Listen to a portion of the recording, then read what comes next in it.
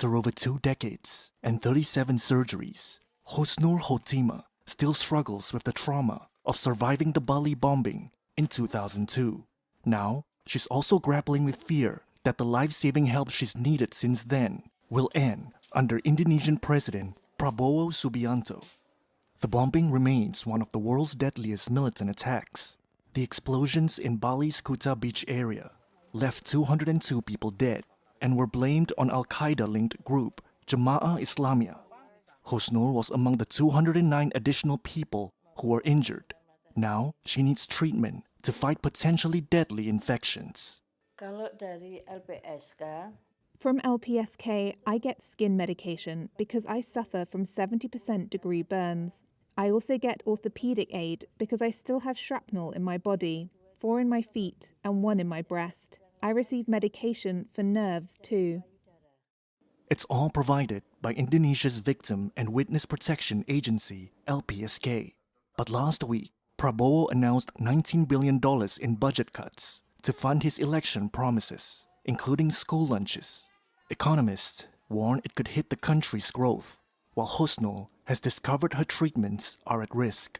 tiba-tiba saya baca I came across the news that there will be budget cuts. I contacted the vice head of LPSK and asked, is it true that there'll be budget cuts to LPSK from the government? She said yes. I asked, how will that affect the victim's medical aid? She told me, it seems your aid won't be safe. When she answered that, I was questioning a lot of things.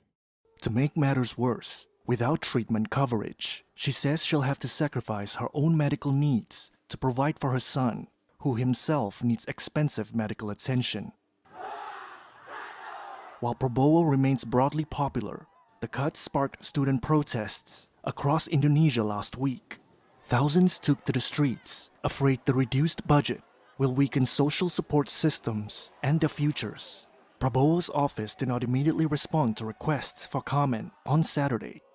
His office said that the cuts affect only unnecessary spending and not essential public services. The head of LPSK told Reuters the agency supports the cuts, even though it slashed their budget by half, and that the agency will continue to uphold the rights of witnesses and victims while pursuing efficiency efforts. Other bombing survivors told Reuters they sent a letter to Parliament and Prabowo demanding the LPSK be exempt from the cuts. As for Hosnul, she's unsure of what comes next. untuk For my daily needs, I can try to look for money from working. I will fight for food and school for my kids. But for my treatments, to go without LPSK's aid is impossible. I will no longer lead a normal life.